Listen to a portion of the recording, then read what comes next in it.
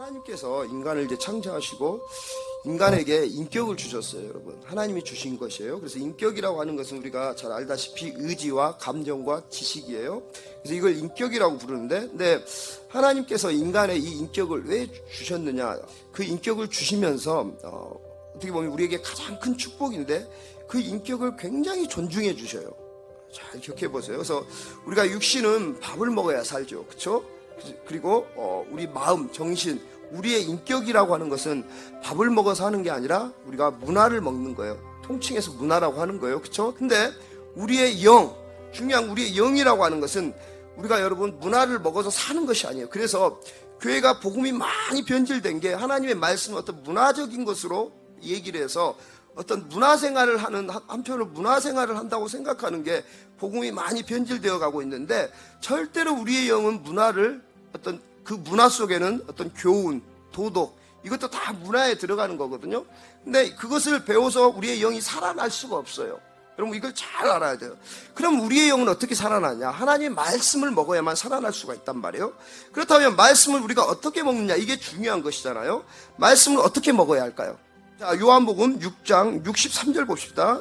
살리는 것은 영이니 육은 무익하니라. 내가 너희에게 이른 말은 영이요 생명이라. 그 다음에 요한복음 12장 50절 읽어봅시다. 그의 명령이 영생인 줄 아노라. 그러므로 내가 이르는 것은 내 아버지께서 내게 말씀하신 그대로니라 하시니라. 자, 여기 보시면 나는 그의 명령이 영생인 줄 아노라. 그러니까 하나님의 말씀 우리가 먹는 방법이 무엇이냐? 우리가 순종함으로 그 말씀을 명령으로 받아들일 때 내 영이 먹을 수 있단 말이에요. 그러니까 말씀을 어떻게 먹냐? 내가 말씀을 먹으려면 그것이 나에게 명령으로 와 닿을 때 비로소 먹을 수 있다는 것이에요.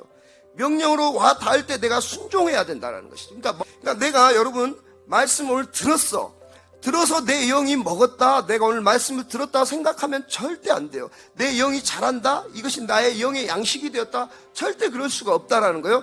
듣고 내가 그 말씀에 순종할 수 있어야 된다는 거예요. 그래야만 내 영이 오늘 자라나고 내 영의 양식이 된다는 것이에요. 성령님이 어떤 분이냐 하는 거예요. 여러분, 성령님은 이 땅에 오셔서 일하러 오신 분이에요.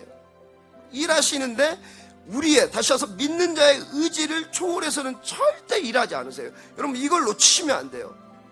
우리의 의지와 합해서 같이 성령님께서는 합작품을 만들어내려고 우리 안에 오신 것이지, 우리의 의지를 초월해서, 내 자유의지를 초월해서 그분이 혼자 일방적으로 일하시지 않는다는 거예요.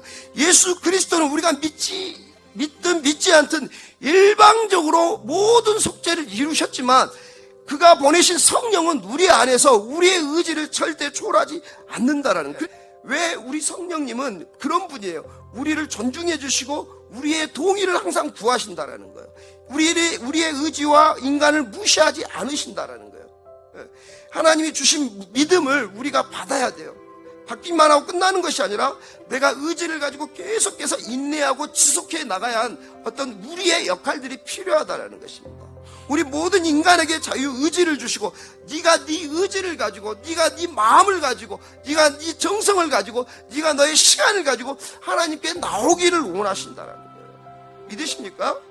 그렇기 때문에 저와 여러분은 의지를 가지고 내 마음대로 살라고, 내 의지를 가지고 나를 위해 살라고 하나님께 주신 것이 아니라, 여러분에게 주신 의지와 여러분의 모든 것들은 하나님을 위하여 찬양하라고, 하나님을 위하여 나오라고 여러분에게, 저와 여러분에게 주셨다라는 것입니다. 그게 여러분을 향한, 우리를 향한 하나님의 뜻이에요.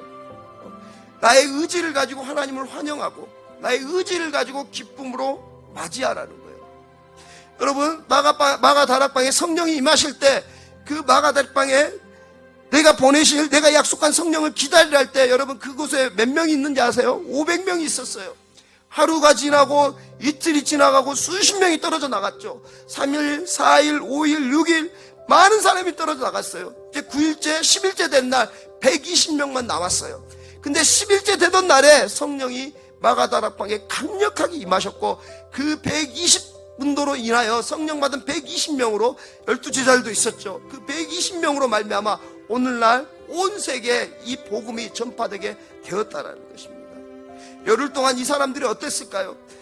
언제 온다고, 몇 날, 몇 시, 10일 이후에 몇 시, 24시 땡 하면 내가 성령을 보내줄 것이다, 그걸 알면 견딜 수 있어요. 근데 언제 올지 몰랐어요. 이들은 분명히 언제 올지 모르지만 내가 의지를 가지고 믿음을 가지고 나아가 떨어졌던 380명은 성령을 받지 못했지만 끝까지 기다리며 자기의 의지를 가지고 인내하며 하나님을 기다렸던 그 120명은 성령을 받고 이 세상을 변화시키는 놀라운 역사를 일으키는 하나님의 축복된 자녀들이 되었다라는 것이에요. 그런 자들 위해 성령이 임하셨다라는 거예요. 여러분, 마음의 문을 열어주시길 바랍니다.